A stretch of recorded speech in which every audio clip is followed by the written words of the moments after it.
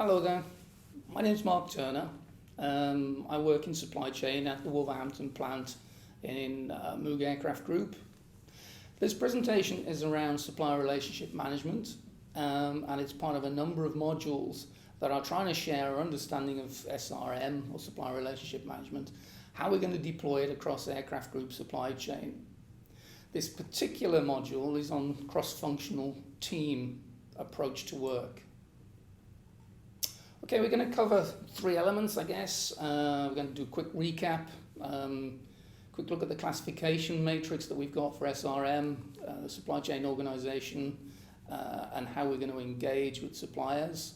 I'll look at the teaming approach itself, organization, ways of working, the engagement of our design engineering colleagues, and manufacturing engineering, supplier quality engineers, and the team structures themselves. And then we're going to look very briefly at how we're going to record this information. That'll be the team members and the classification of our suppliers. Okay, so for a recap, remember the SRM model classifies suppliers that allows us, hopefully, to appropriately organize and engage. So our classifications 1 through 6 are principally made on the performance of the supplier, because that will modify or inform how we go work with that supplier. Supplier's importance to Moog, and then Moog's importance to the supplier. Our organization, of course, at global level, in terms of leadership and strategic sourcing. At regional level, for regional leads, buyers, supplier development, supplier recovery, and then for technical support that we might need from supplier quality engineers, manufacturing engineers, design engineers. Then we're looking at engagement within the model, the amount of time and effort we need to put with a supplier, the level of experience or seniority of people involved. Now, the interesting piece there is if you kind of look at a supplier's view of Moog for in a minute, and if that supplier sees Moog as hugely significant to them, then it's pretty likely their sales director is going to have responsibility for our account. Or it might be a particular program manager, or it might be a sales manager. If we're not that important, it's going to be a sales admin. And what we're trying to do in our reorganization is kind of reflect that. The suppliers in allocating the seniority of manager to own us as a customer is taking a view of just how much they need to know about us. They are also taking a sense of or trying to show just how important we are with the level of engagement that we have, and also, to a degree, the leverage that representative would have within the supplier company to resolve issues. And what we're trying to do is do the same thing, but in reverse. So we'll talk about that in a little bit. And then we'll look at, very briefly, the cadence and level of interactions that we might have with suppliers. Okay. We're going to do this in 3 ways. How we're organized, what type of supplier will each of us look to manage, and who should I work with within the supply chain team, might be a question. The ways of working, how much effort you put with a supplier, and just how should I engage with them. And then the tools that we're going to use for the SRM classification, and how we're going to hold the names of the people involved in cross-functional teams engaged with particular suppliers. So moving on now, the chart that I have right now is kind of splitting our engagement down the left-hand side of the chart with our supplier into 3 elements. The PO itself, the raising of the PO and getting out there in front of the supplier. Then the next element, as we've got described there as part management, is the performance of that PO. How do we get the parts delivered to match the PO intent? And then the bottom element is the relationship itself, the relationship that we have with the supplier. How are we going to manage and who's going to manage that relationship? The example that we've got on the first page here is showing the relationship that we might have for strategic partners. On the top right-hand side of the screen, we show that these are classification 1s and 2 suppliers. So we might be partnering with a supplier which is saying they're about as important as they get to us. And as a partner, we have set out jointly with them an intent to develop the relationship even further for development of value or creation of value between the two of us. So once again, in this particular example, and if you hark back to my comments about the seniority of the individuals that would be working with particular suppliers to reflect their importance to us, the suppliers that we would choose to partner, then the person that would figurehead that would be the Strat Sourcing Director. So that person would be the relationship holder for the global strategic partnership. Now, it might even be higher than that in terms of the actual partnering effort. We might even have more senior people than the Strat Sourcing Director involved. But that would be the basic involvement for Strat Partner. Then we have some contract manager who's responsible for the relationship on a day-to-day basis. They'll have frequent visits, face-to-face interactions, manage the overall business relationship action plan, and those sorts of things to improve the way that we work together. We may already be working particularly well with them, but this is looking there, how do we take it and how do we develop even further? We have a supplier lead that is now responsible for delivering the PO. So in our allocation here of part management, they are the person that will report back into the buyer planner on performance of the PO, updating PO 21s, getting that done with the supplier, and those sorts of things. The PO management itself is handled by the planner buyer, so they raise the PO, issue the initial paperwork, and frankly make sure the part can be deliverable when it comes in. So that's the structure for a strategic partner in terms of how we manage that PO and relationship. If we move on to strategic supplier, so once again, they're both classification 1 and 2 again. You see the little diagram in the top right there. But here, hey, we've not decided that these are going to be partners for us, or not yet anyway. So right now, the relationship manager, relationship holder is in with the subcontract manager.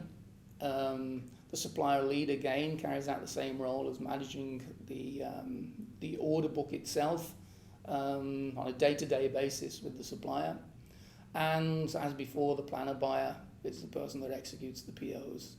Makes the parts, allows the parts to be delivered. As we move down the scale on the little diagram top right-hand side, so now we're looking at suppliers that are operationally important to us, pretty complex. So these are elements 3 and 4 in our classification.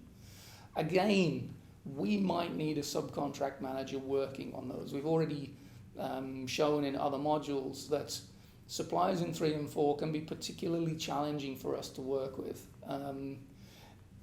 Arguably, they're almost more important to get closer to because we don't always know what they're doing or what's going on in their forward strategy and how that fits with Moog. So getting to understand them in any level of detail is very, very important for us. So we might choose to put a subcontract manager with there. Once again, the supplier lead and the planner buyer roles in terms of the PO management and the delivery of the PO are the same as previously. More typically, we would have a senior supplier lead working with suppliers in 3 and 4. The senior supplier lead in this case would be the main end-to-end relationship holder rather than the subcontract manager. So the frequent face-to-face meetings would be held by them. The management of any ongoing action plans would be handled by the senior supplier lead. And once again, part management is handled by a supplier lead. and the PO itself in terms of its raising again by the planner buyer. So finally, we're looking at transactional suppliers. So these are transactional suppliers in boxes 5 and 6 on our model. We're splitting the model into two here. We've got suppliers that might be in region. So a supplier sitting in the region of a site issuing the PO and not used by any other sites. Then in those cases, the relationship will be held by the planner buyer themselves. They'll be doing the day-to-day order book management, carrying out supplier visits if that's what's required, and the meetings if that's what's required. They'll also be the responsible person for raising the PO as before. If the supplier is out of region, so or the supplier is supplying into more than one site, then once again we've got a supplier lead working with those suppliers. And again, they're working the day-to-day order book issues. Okay. So that's the way that we have the order books managed and the level of seniority that we're having working with a particular supplier, dependent upon where they fit in the classification model. Moving on now to how the manufacturing engineers, the supplier quality guys, the design engineers potentially support the supplier leads for particular issues. Now, of course, all of those elements, the SQEs, manufacturing engineers, they've got their own disciplines to go do with the suppliers. Certainly from an SQE point of view, audit, qualification of the supplier, that is, and all of that would need to happen anyway. But within the team structure, if particular support is needed by the supplier lead from SQE, then this is how that fits together. Similarly for manufacturing engineering, design engineering. And of course, the supplier performance manager is also one of the technical support elements, and a very important one, to the performance of the supplier. In fact, it's their responsibility to ensure the supplier is performing as we need. So once again, if we align these technical support areas to both the level of person working with the supplier, so planner, buyer, supplier lead, CNO, supplier lead, subcontract manager and director, then we would expect for the transactional suppliers engagement for technical support to be a little bit less. It might not be, but we would hope that it would be in the future. And then for the operationally important suppliers and those that are strategically important to us, we would expect the majority of their workload to be falling within those areas. So I'm going to try and show that in just a little bit more detail. In the page that we're looking at now, on the left-hand side at the top, we've got, once again, reference to transactional suppliers, 5s and 6. We've got the technical support elements down the left-hand side, and across the top we've got site, region and global, and the suppliers classification roughly of transactional importance for operational business and strategic importance next allocated to those regional areas, and then the roles themselves in our supply chain operation, supply chain piece. The dots in the matrix are representing where we think there would be an element or a need for support. The grading of the dots are showing just how much support. So for example, there is a level of diligence, of course, from a supplier quality point of view. A supplier has to be qualified to supply to us, whether that's carried out face-to-face audits or desk audits or what have you. So we would expect supplier quality engineering to be engaged with those suppliers, whatever they're supplying and however they are working.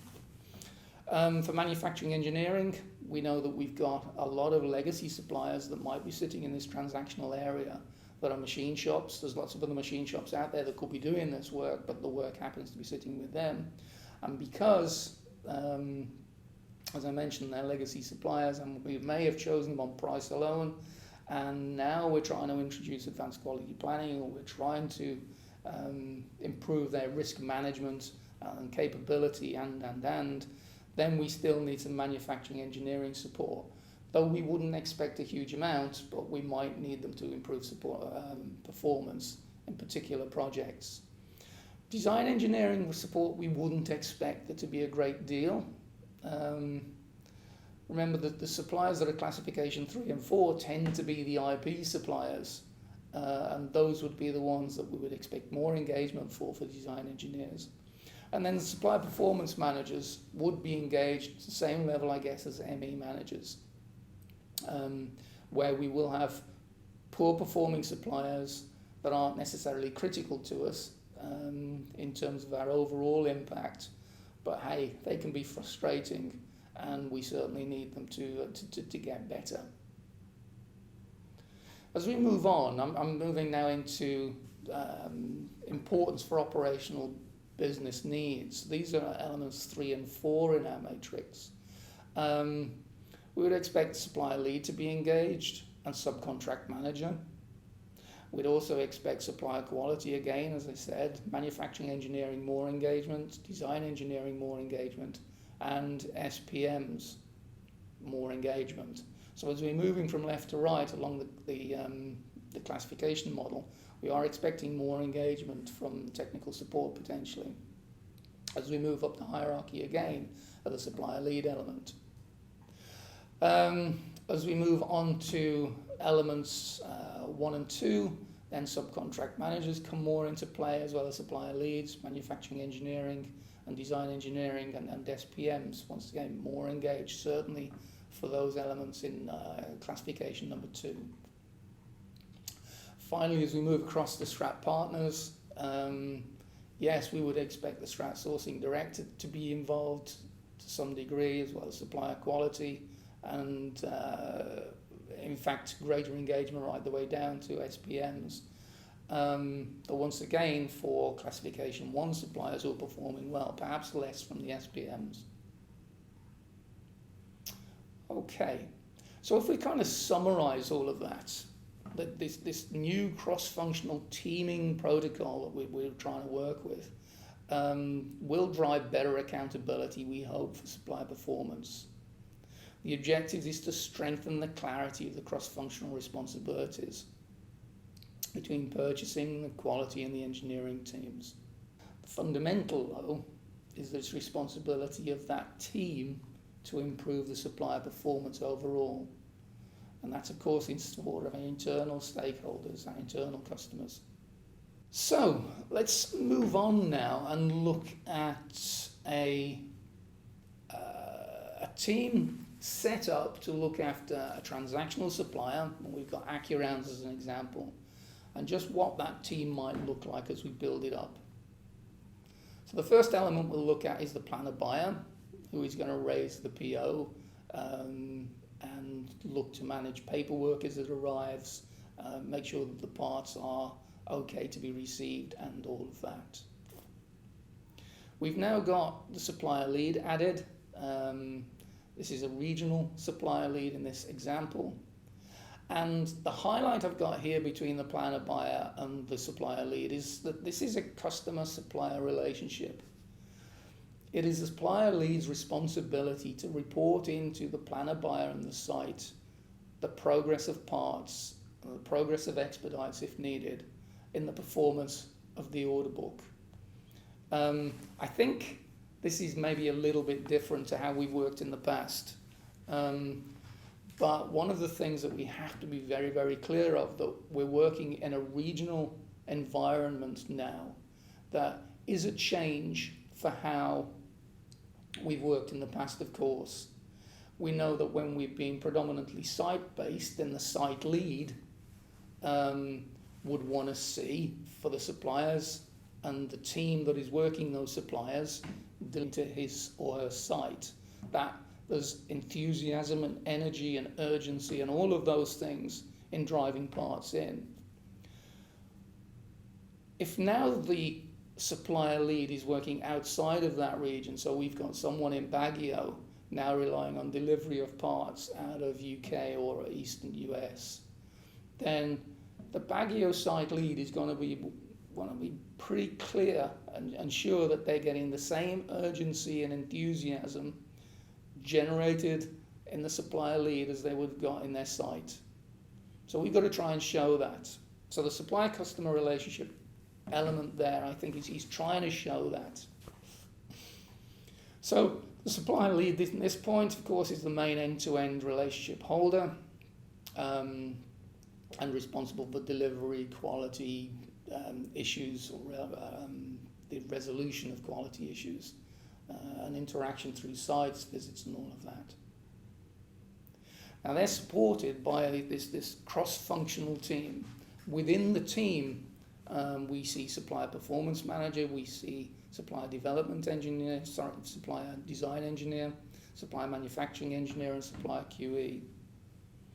This team is massively important. I think the way that we have it drawn here as well is emphasizing the fact that we are going to be working together to support the performance of our purchase orders and delivery of those purchase orders. And I think this is a subtle change to the way that we'd worked in the past, with functional lines going off this chart up to a hierarchy where the support, though not in all cases, of course, would almost need to be negotiated for delivery issues. What we're hoping is this change of emphasis, in that it is understood from the start that this group of individuals in this case will work together to resolve the delivery issues that they might come across. So the supplier quality guys obviously is needed to initially approve the supplier, but also support quality issues, the NC, CA resolution and all of that. The MEs and design engineers, as required again. Now this might be for transitions, or it might be resolution of ad hoc problems that we need support for. And the supplier performance manager is coordinating the activities that might be needed to resolve particular issues within a particular supplier. So that's kind of a basic virtual team structure for a supplier like Accuround, let's say, who we'd consider transactional. We're going to look at very quickly now at just some other configurations of the supplier management.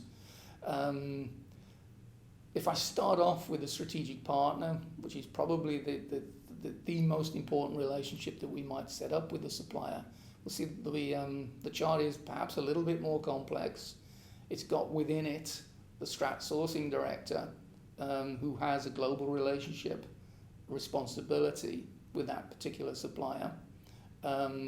We might have transition managers involved, we'll have strat sourcing, of course, involved. We might have VP supply chain involved, who might be engaged in trying to maintain and develop that partnership.